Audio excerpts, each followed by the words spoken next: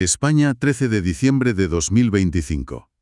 Hoy exploramos la doble cara del Estado español vista a través de un solo día. Por un lado, la auditoría a algunos de sus organismos más prestigiosos, desde el Barcelona Supercomputing Center hasta el Instituto de Astrofísica de Canarias, donde veremos qué pasa cuando se levanta la alfombra de las finanzas y la gestión de personal.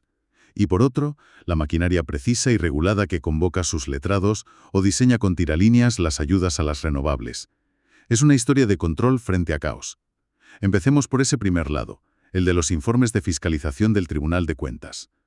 A menudo pensamos en estos centros como joyas de la corona, ¿no? Lugares de excelencia intocables. Pero los informes revelan patrones que se repiten de una manera casi cómica si no fuera porque se trata de dinero público. Totalmente. Lo fascinante aquí no son los hallazgos aislados, que los hay y son muy llamativos. Son las debilidades sistémicas que afloran en organismos que no tienen nada que ver entre sí, uno de supercomputación, otro de cultura. Empecemos, si te parece, por el Barcelona Supercomputing Center, el Centro Nacional de Supercomputación. Un gigante. Un centro puntero, desde luego. Sin embargo, el informe del Tribunal de Cuentas le da varios tirones de orejas importantes. El primero, y me parece fundamental, es la recomendación de revertir la situación de dependencia de facto respecto a la Universidad Politécnica de Cataluña, la UPC. A ver, un momento. Pero que la UPC, siendo una universidad politécnica de prestigio, tenga influencia en un centro de supercomputación, ¿no es lógico e incluso deseable? ¿O el problema es puramente legal? Es una pregunta muy pertinente. La colaboración es deseable, claro. La dependencia no. El problema es de poder y de control. El tribunal considera que la influencia de la UPC es, y cito, excesiva. El ejemplo más claro es la construcción de su propia sede. La UPC era la dueña del terreno y, básicamente impuso sus condiciones sobre cómo debía ser el edificio, las soluciones técnicas y lo más llamativo es el acuerdo. El terreno se cede por 75 años, pero cuando ese plazo termine, tanto el terreno como el edificio que se ha pagado con fondos del consorcio revierten a la UPC. O sea que el consorcio paga la casa, vive en ella 75 años y al final la casa es para el casero, que además es socio del consorcio. Al final la pregunta es, ¿quién manda de verdad ahí? ¿El consorcio o la universidad? Exactamente. Pone en tela de juicio la autonomía real del consorcio, que es una entidad pública estatal. Y si nos metemos en las cuentas, la cosa se pone aún más creativa. El informe habla de ingresos y gastos ficticios. Esa combinación de palabras, gastos ficticios, en un informe oficial, siempre hace que se encienda una alarma. Suena a fraude. Suena fatal, ¿sí? Aunque en este caso es más un artificio contable que un desvío de fondos.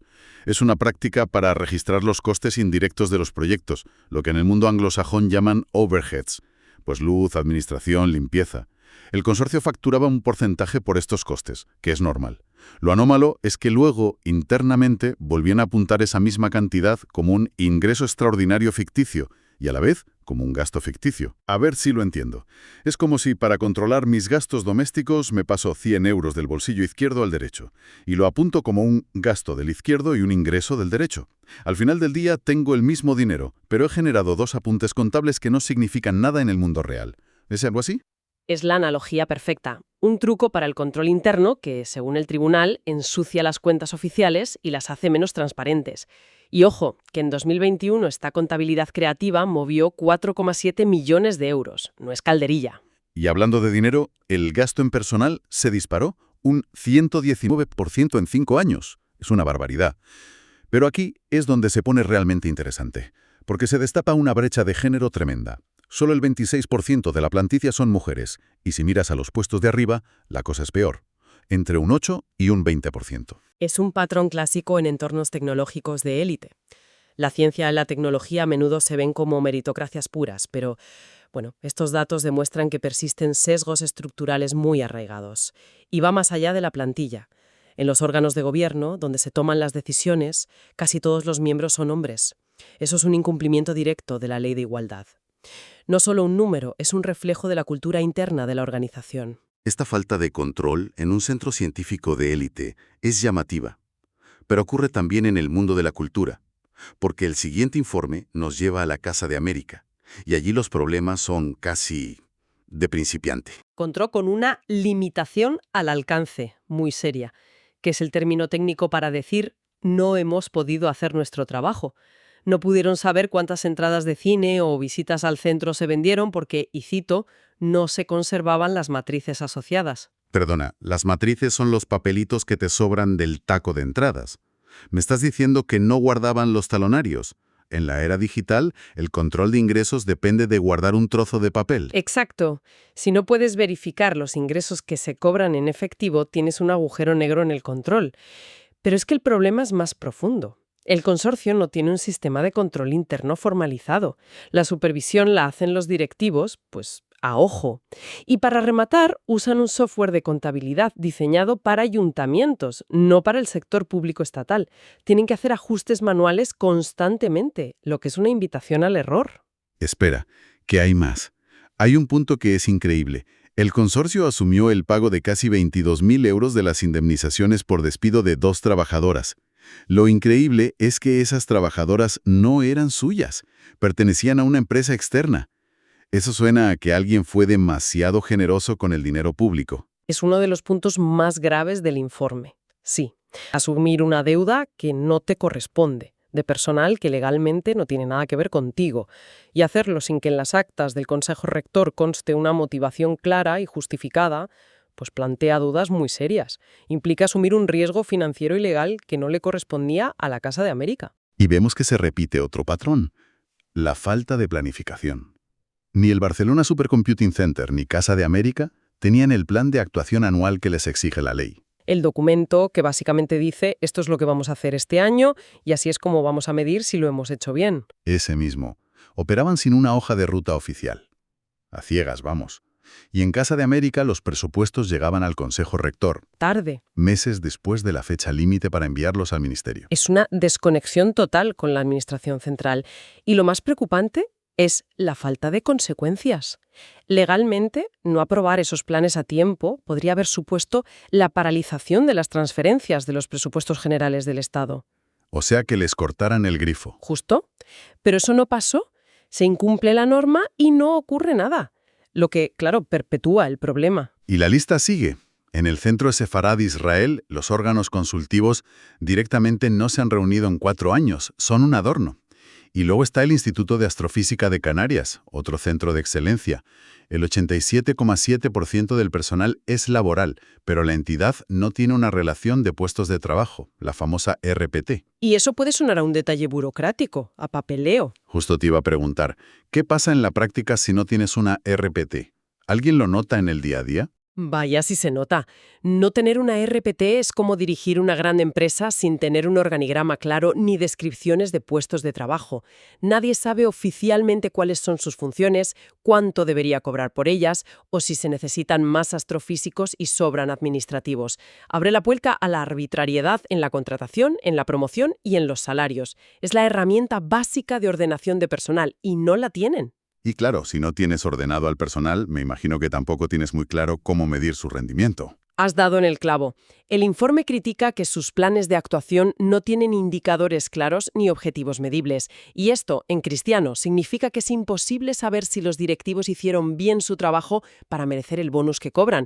A pesar de esa falta de métricas, se les pagó un bonus por un cumplimiento de objetivos del 97,4% y del 100%. ¿Cómo puedes decir que has cumplido al 100% si no habías definido qué era el 100%?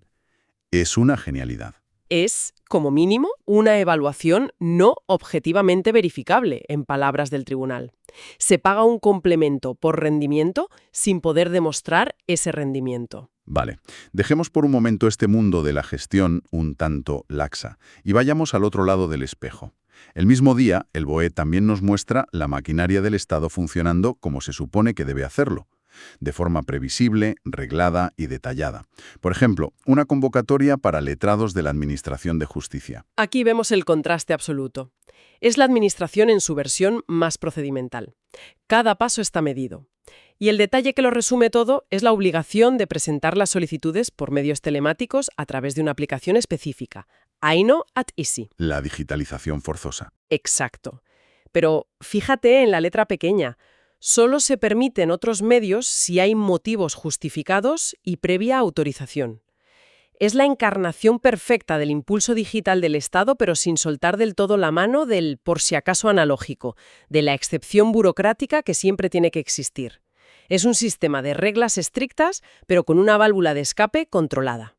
Es interesante ver este caos en la gestión de los consorcios cuando el mismo día el BOE nos muestra cómo el Estado intenta hacer justo lo contrario, crear un sistema de incentivos súper preciso y medible para dirigir la inversión privada.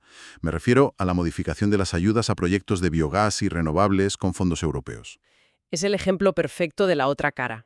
Aquí el Estado no gestiona directamente, sino que diseña un mecanismo para que otros hagan lo que él quiere. Y lo hace con una precisión de cirujano. Hay dos claves aquí. La primera es la política de incentivos. No es solo te doy dinero para que pongas placas solares, es mucho más sutil. Mucho más. Se da una ayuda adicional del 5% si eres una mediana empresa y del 10% si eres una pequeña. Es un apoyo explícito a las pymes.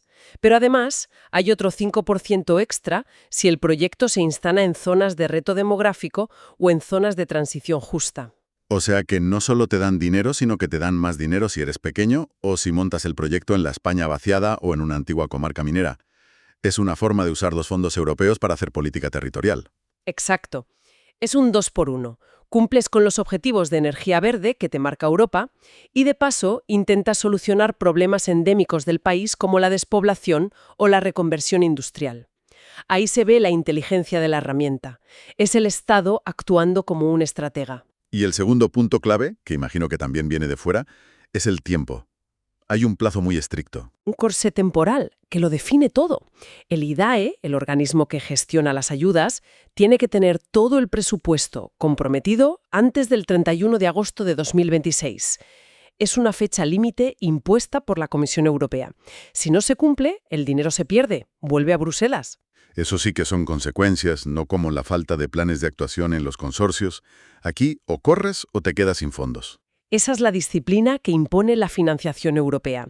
Obliga a la Administración nacional a ser más ágil y a cumplir plazos. Y no solo para comprometer el gasto, sino también para ejecutarlo. Los proyectos tienen que estar terminados como máximo el 31 de diciembre de 2028. Es una carrera contrarreloj que obliga a planificar y a ejecutar con una eficiencia que, como hemos visto, no siempre se da en otras áreas del sector público. Entonces, si ponemos todas las piezas juntas, la foto que nos deja este día es fascinante. Por un lado tienes al Estado legislador, al estratega, diseñando sistemas complejos y precisos para digitalizar la justicia o para guiar la inversión privada con fondos europeos. Un Estado de reglas, plazos y objetivos claros. El Estado sobre el papel, el ideal. Exacto. Y por otro lado tienes al Estado gestor, o más bien la realidad de la gestión en el día a día dentro de algunos de sus organismos. Los informes del Tribunal de Cuentas nos enseñan que en la práctica, en consorcios de ciencia o cultura, la vida se abre paso entre las normas. Hay dependencia excesiva, contabilidad creativa, descontrol en los ingresos, falta de planificación, brechas de género. Es una tensión fundamental en cualquier sector público moderno. Por un lado, la necesidad de un control riguroso, centralizado y homogéneo para garantizar el buen uso del dinero de todos. Y por otro, la creación de estas entidades satélite, más flexibles, más especializadas, para fines muy concretos como la investigación o la diplomacia cultural. Y estas entidades, a menudo, desarrollan sus propias inercias, su propia cultura de gestión que se va apartando de la norma general. Al final, esta tensión entre el control y la flexibilidad nos afecta a todos, porque si estos centros de élite que se financian con nuestros impuestos no rinden cuentas de forma eficaz, se está malgastando un dinero que podría ir a sanidad, a educación o a esas mismas ayudas para la transición energética. Y al revés también, si la burocracia es tan rígida que ahoga la innovación y la agilidad de estos centros, también perdemos todos. El equilibrio es muy delicado. Y todo esto, lo que hemos visto hoy, nos deja con una pregunta de fondo sobre la mesa, algo para darle vueltas. Dispara. En un sector público que es cada vez más complejo, con cientos de organismos distintos con misiones muy diferentes, ¿qué es más efectivo? ¿Seguir intentando aplicar un modelo de control único, centralizado y rígido para todos, desde un ministerio hasta un centro de supercomputación? ¿O ha llegado el momento de diseñar nuevos modelos de gobierno corporativo que equilibren la necesaria autonomía y agilidad de estos centros con una rendición de cuentas que sea más eficaz, más inteligente y que esté mejor adaptada a la naturaleza específica de cada uno?